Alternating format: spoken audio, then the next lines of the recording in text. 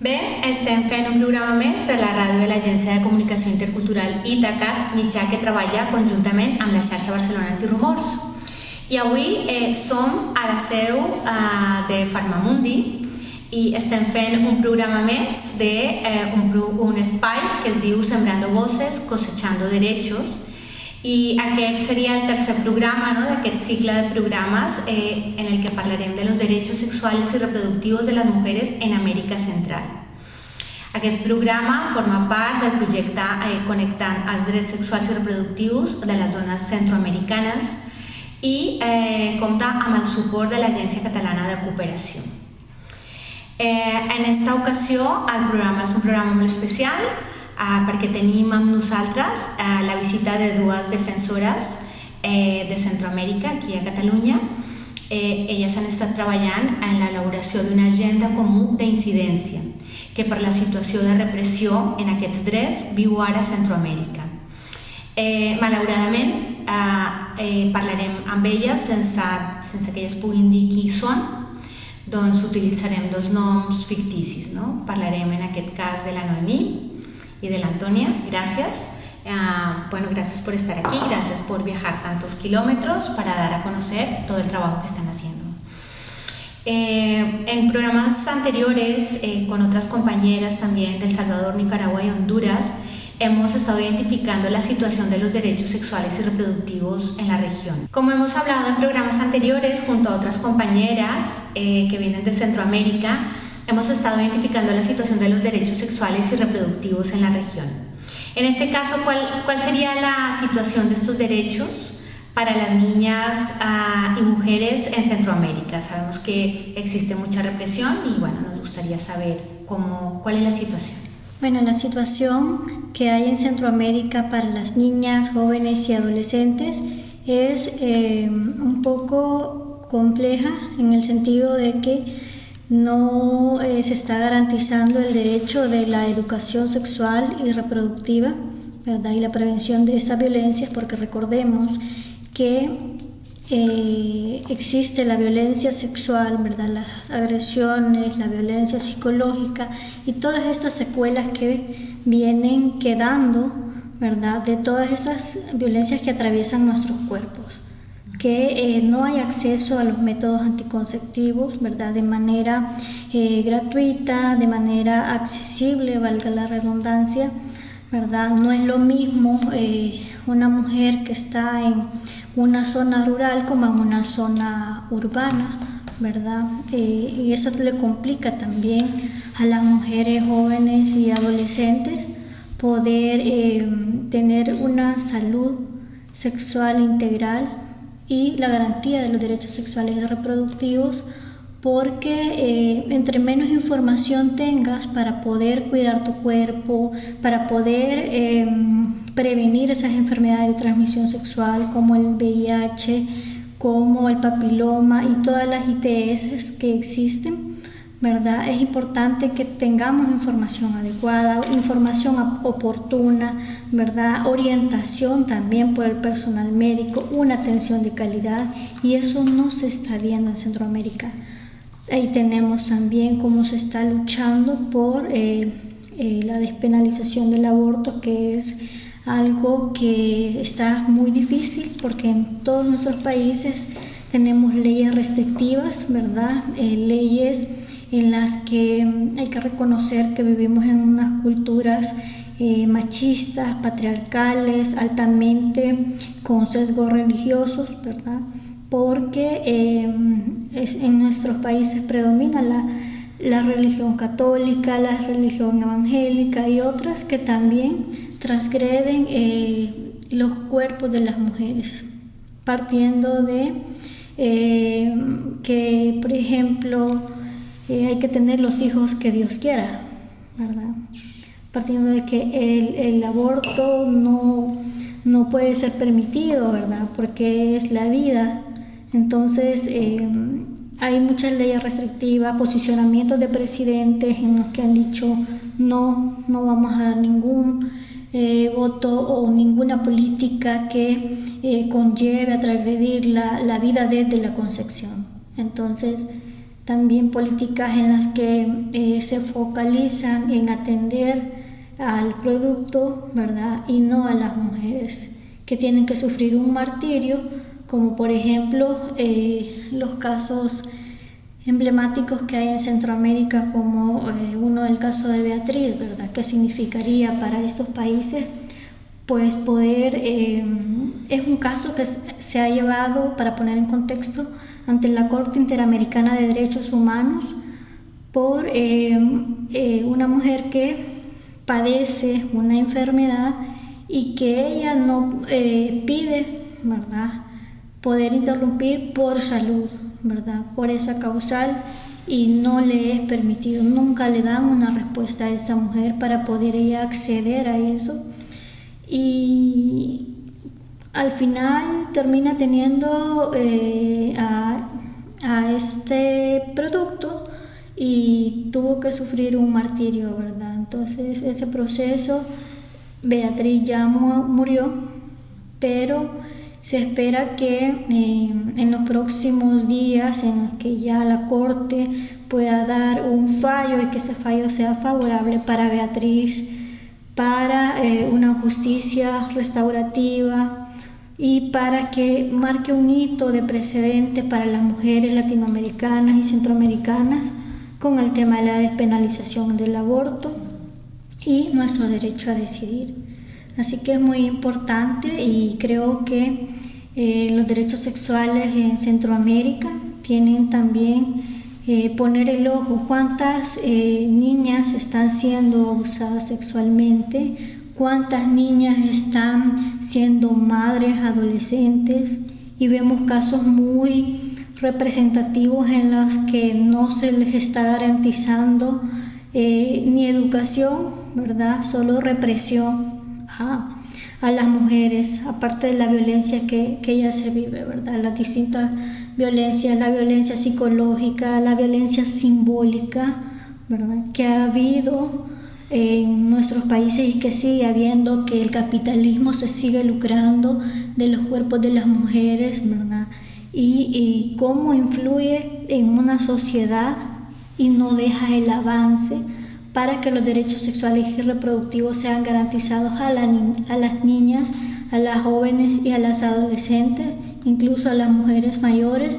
Por ejemplo, piden un examen y le dan una respuesta 1 año y medio después. Entonces me dicen las mujeres con las que se trabaja en territorio: usted está hablando con una persona muerta, porque para lo grave que está mi situación y para el tiempo que se han tardado en poderme decir que desde que me hice la citología o papel Nicolau,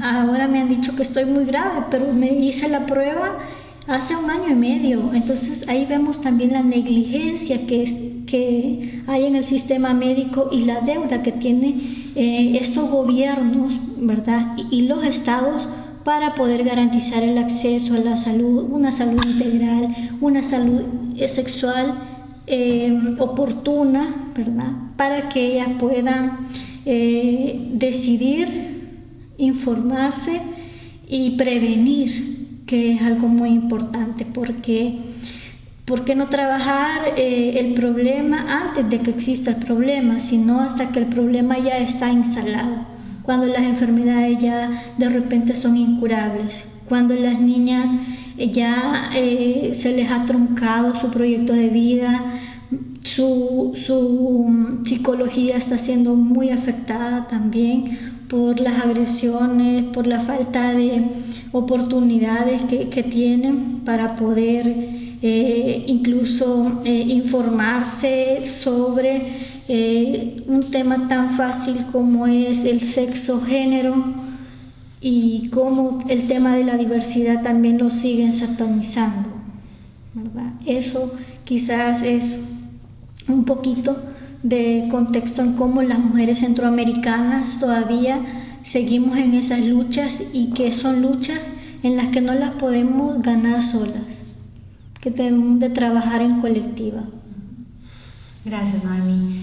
Antonia, si tienes alguna cosa más que agregar, por supuesto. Solamente que todavía los derechos sexuales y reproductivos en todo Centroamérica es una agenda pendiente, es un compromiso de los gobiernos que hacen caso omiso a nuestras necesidades. Siento que no podemos hablar de derechos sexuales y reproductivos cuando no conocemos ni somos dueñas de este cuerpo.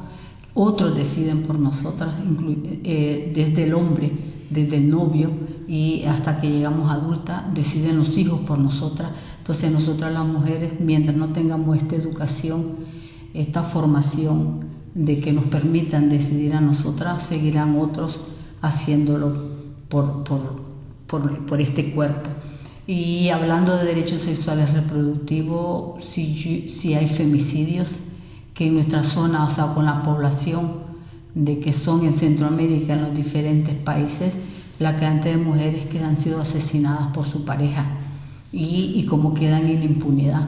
Y es una cosa que permea y da miedo. Entonces las mujeres callan y por eso sigue habiendo una situación así de horror.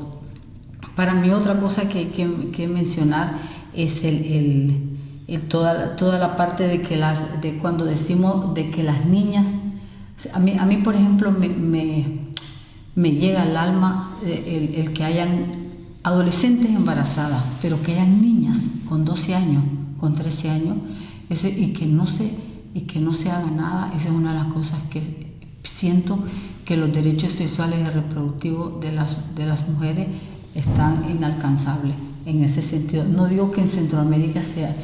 Siento que el movimiento feminista, las feministas, hemos abierto caminos, hemos hecho muchos análisis, hemos conseguido muchas cosas en Centroamérica, pero siento que hay un retroceso, sobre todo en algunos países como el de Nicaragua. En Nicaragua ha retrocedido terriblemente.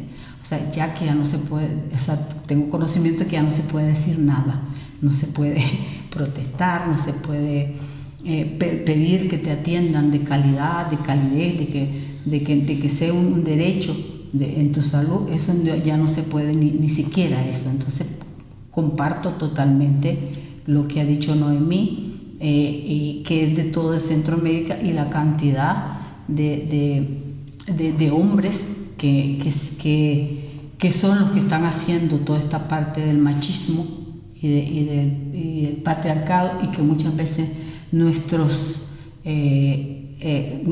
presidentes son los que tienen que hacer algunos cambios, y los diputados y las diputadas, y que siento que no es como de interés, tal vez en unos países más que en otros, pero en unos siento muchas cosas por hacer, y que siento que lo que se ha logrado está retrocediendo. Claro, la siguiente pregunta iba por ahí, pero un poco ya has dicho parte de la respuesta, y es ¿qué voluntad política, ¿no?, existe para el acceso a los derechos sexuales y reproductivos para las mujeres, que ya me han dicho que es muy poca la voluntad política.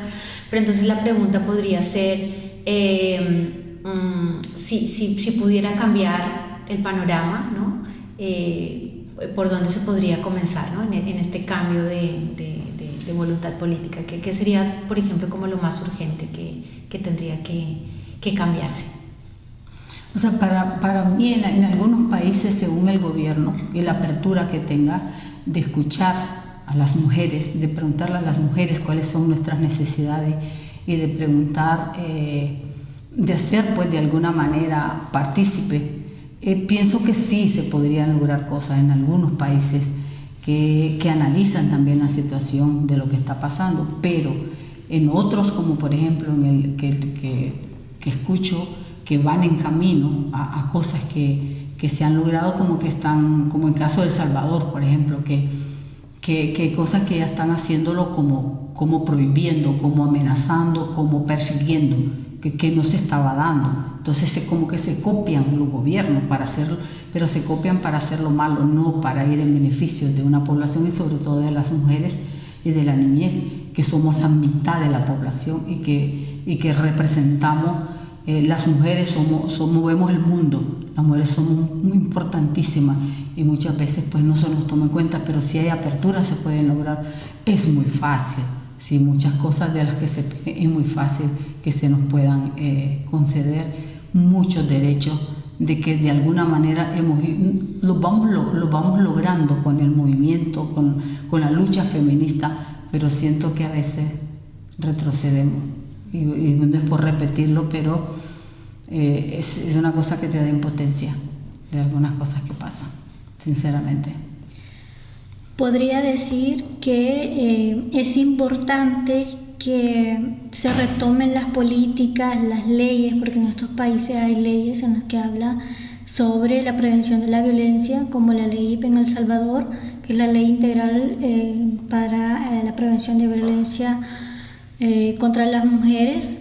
Ahí está especificado también el tema de la violencia sexual, que se lleve a la práctica, que se accione, que hayan presupuestos etiquetados para el tema de mujer, para el tema de género, que no le están dando importancia, que no hay una perspectiva de género transversal en todos los programas, tanto de salud, de educación, y eso en todos los países debería de ser así. Destinar presupuesto para tratar enfermedades propias de la mujer, por ejemplo, como las diferentes prevenciones de los cánceres, y también cómo llevar esa educación, capacitar al personal para la atención integral, al personal tanto de salud y en los sistemas educativos, ¿verdad? Cómo trasladar esa información desde el primer nivel hasta superior, ¿verdad? Desde la primera infancia, porque es importante mencionar que se deben nombrar las partes de nuestro cuerpo por nuestros nombres. ¿Qué es lo que te evita eso? Que cuando podamos hablar con una niña o un niño te puedan decir y dar señales, mira, me está pasando esto, y llamar a sus genitales por sus nombres, cosas que en Centroamérica no se hace, ¿verdad? Siempre se les pone un pronombre para nombrar las partes de los cuerpos de las niñas o de los niños, y muchas veces no se dan cuenta de lo que está sucediendo. Entonces, ¿cómo esas alertas ponerlas ahí en foco para detectar las amenazas de que una niña o un niño está siendo agredido sexualmente, ¿verdad? Identificar, nombrar por sus nombres a cada uno de los tipos de violencia de las que están atravesando. Muchas mujeres son víctimas de violencia y están en sus casas, y está tan normalizado en Centroamérica la violencia que ni siquiera se dan cuenta. Otra de las preocupaciones que nos da es que, por ejemplo, no se conoce el condón femenino, no hay acceso al condón femenino de una manera que pudiera ser gratuita, una manera en la que hay una publicidad en la que ellas puedan cuidarse también. Hablaba con una mujer y me decía, mira, es la primera vez que veo un condón. Estamos hablando de una mujer mayor.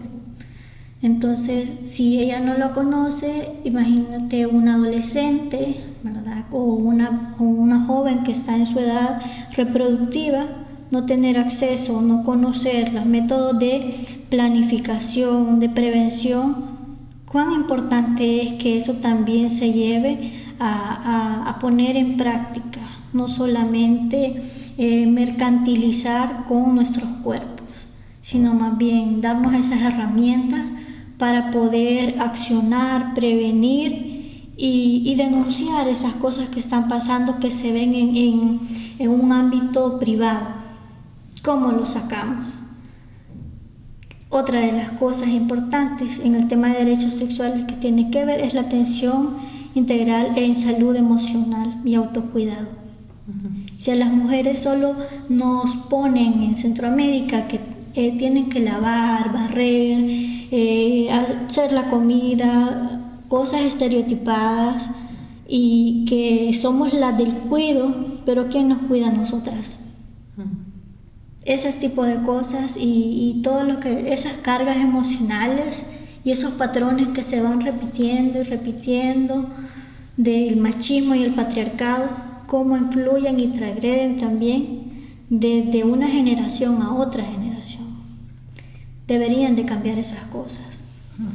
Gracias, Dani. Bien, ahora vamos a hablar de esta agenda común de incidencia. Y la pregunta sería, ¿cuáles han sido las principales exigencias que ustedes han podido identificar entre todas las compañeras que han participado en este proyecto, en la que también han participado compañeras centroamericanas que viven en Cataluña? Bueno, quizás decir lo bonita que ha sido esta experiencia, ¿verdad? Poder compartir e intercambiar esas situaciones que nos afectan a todos esos países, El Salvador, Nicaragua, Honduras, Guatemala, y también las compañeras que están radicadas aquí en España, que han sido también personas migrantes que conocen la situación, que vienen a otro escenario, que también han pasado por situaciones muy difíciles para poder, con una esperanza, ¿verdad?, de cambiar, y no se vienen a enfrentar también a otras vulneraciones. Eso quizás es muy preocupante, pero también es algo que ese proyecto nos ha permitido, ¿verdad?, darnos cuenta de la situación, las similitudes que tenemos y cómo poder decirle a las personas, nos está pasando esto. Entonces es ahí donde identificamos las diferentes problemáticas que tenemos en común y ya vamos a como poderlas llevar a mención. Y hablábamos mucho también de la explotación laboral, de la discriminación, también del racismo que existe, de las migraciones, valga la redundancia, la violencia, el racismo en la calle, el clasismo que atraviesa también, el deber ser, la explotación laboral, como lo decía, las violaciones y las injusticias. Muchas veces nosotras nos callamos, ¿verdad?, por no entrar en conflicto, no agravar, decimos nosotras así, de manera cuando la verdad necesitamos poder expresar esas cosas para que se tomen acciones, para que se hagan leyes, para que aprueben leyes en las que garanticen los derechos sexuales y reproductivos, pero también nuestros derechos como personas humanas, por el derecho a la igualdad. Entonces, todas estas, el patriarcado, la cultura que tenemos machista, la religiosidad y también el colonialismo, entre otras, que nos ponen como en vulneración todo aquello que por años el movimiento feminista ha venido luchando y que es área de muchas y que no podemos centralizarlo, sino que ser sororas con otras, porque lo que le está pasando a mi compañera me puede pasar a mí, y de esa manera también acuerparnos y exteriorizarlo para que se accione, no solamente para revictimizarnos, sino que para que se accione y para que sean tomadas en cuenta las problemáticas que se identifican en cada territorio. Bueno, no sé sí, porque un poco va como por la pregunta. Tengo entendido que pronto irán a Bruselas, ¿no?, a poner en común esta agenda. Y la pregunta sería, ¿qué compromisos o acuerdos esperan para la región, ¿no?, después de esta visita más centralizada, por así decirlo, desde Bruselas, y que estarán en contacto con otras entidades? Sí, en este caso, cuando las migrantes, cuando se salen de un país centroamericano, bueno, de todo Latinoamérica, bueno, pero nos vamos a centrar en Centroamérica, sí. Y con esta mochila, con esta esperanza de que vienen a otro espacio donde esperamos una mejor calidad de vida. Y cuando se viene aquí, pues la dura realidad es que es otra. Entonces, toda la parte de migración, la parte de papeles, la parte de trabajo, la parte de estudio, la parte de explotación laboral, también han vivido compañeras aquí, porque lo han vivido personas que se aprovechan por su situación y que, bueno, hay de todo. O sea, hay personas con suerte, porque sí, vamos a decir así, tuvieron suerte de encontrarse con gente que las apoyó, que las guió, las acompañó, y personas que no, que más bien les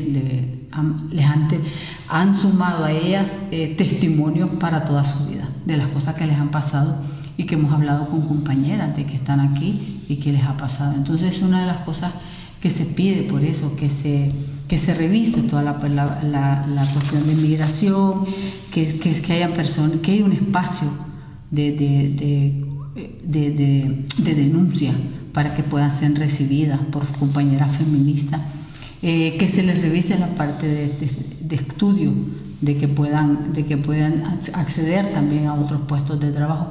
O sea, hay una serie de demandas que las mujeres están autogestionando para tener una situación diferente a la que se encontraron al llegar a estos países, porque la migración en Centroamérica ha sido fuertísima en los últimos años.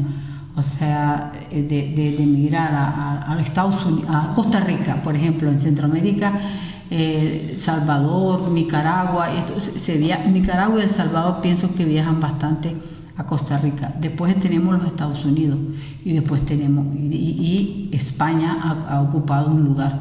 O sea, la cantidad de migrantes y sobre todo de mujeres. Y lo que significa para las mujeres migrar y dejar allá también en su propia tierra. O sea, cuando dejan a sus hijos, con quién los dejan, quién los cuida, qué repercusiones tienen. Y ellas están aquí, con este AI de aquí o con el AI de otros países y de los Estados Unidos, por ejemplo, que es peor. Porque aquí, pues, tenés de alguna manera, siento que en experiencias que hemos tenido en la gira, que hay grupos de mujeres que están organizadas, que han vivido una situación y están apoyando mujeres. Entonces, eso es lo que se pide. Se pide también que haya una atención de calidad, una atención que satisface las necesidades de las mujeres en estos momentos, para que puedan de alguna manera llevar la vida mejor. Y finalmente, ya para cerrar, ya un poco ya lo han explicado también, ¿no? Pero ¿qué importancia creen que tiene sobre todo lo que nos han explicado ahora, el conectar con mujeres defensoras de derechos humanos que están en otras regiones, para unir fuerzas sobre los derechos sexuales y reproductivos? Justamente hacer alianzas, ¿verdad? Poder coordinar esfuerzos, trasladar las demandas, las necesidades, que haga ruido, ¿verdad? Que haga incidencia, que llegue a ustedes el mensaje, pero también nosotros poderlo trasladar y poder compartir con otras para poder seguir organizándonos, aprendiendo sobre los derechos sexuales y reproductivos, poder hacer réplica también de estos conocimientos, que se abran otros espacios en los que las mujeres puedan sentir un espacio de confianza, ¿verdad? Que puedan hablar con toda libertad de lo que les está pasando, pero también tocar esas puertas que digan, bueno, nos está pasando esto, pero también hay personas en las que están accionando, ¿verdad? En las cuales van a acudir ellas para no sentirse solas, por ejemplo, las que están radicadas en otros países. En El Salvador, por ejemplo, la migración, como lo decía la compañera Antonia, principalmente son esos los países de destino, Estados Unidos y España. ¿Y qué esperan ellas de esos países en donde ellas ven como una esperanza y se enfrentan a una realidad y vienen de vulneración a vulneración? Pero ¿qué se puede cambiar para ellas? ¿Qué oportunidades podemos tener para, por ejemplo, continuar sus estudios, para tener una mejor calidad de vida, muchas son sobrevivientes de violencia y que también han sido afectadas en muchas áreas de su vida y han repercutido en su familia, en sus entornos, y cómo cambiar esto. Eso es como la gran pregunta, pero si lo hacemos de forma colectiva, ahí podemos hacer esa alianza, esa fuerza, ¿verdad? Entre todas somos más. Sí, las redes son súper importantes, es lo que nos ha quedado, el que podamos incidir, el poder compartir con, por ejemplo, ahorita, con la gente como estamos en Centroamérica, que se den cuenta, ya lo saben, de alguna manera sí manejan, pero es como recordar y como decir, seguimos igual, no ha cambiado nada, al revés, sentimos que vamos para atrás como el cangrejo. Entonces es como nos queda esto. Todavía podemos ser privilegiadas que tenemos una plataforma digital que podamos decir por ahí, gritar, podemos, qué sé yo, opinar, buscar apoyo. En este sentido es fundamental. Eso nos hace sentir viva, nos hace sentir que ahí estamos y que hay otras personas que están interesadas y que podemos hacer juntas algo. Pues muchísimas gracias a las dos, Noemí y Antonia, por la participación en este programa. Ya saben que aquí tienen un espacio por el proyecto que están haciendo, por el viaje que han hecho y que les queda por hacer. Y pues muchas gracias. Gracias a ustedes y a la gente que nos va a escuchar, y con mucho gusto y un saludo fraterno. Gracias. Sí, muchas gracias por ese espacio y por permitirnos compartir. Sobre todo de los derechos sexuales y reproductivos, que es tan importante para nosotras las mujeres, tomar ese empoderamiento y tener ese espacio de confianza para poder llevar ese mensaje a otras y acuerparnos entre todas, crear alianzas. Muchas gracias. Muchas gracias.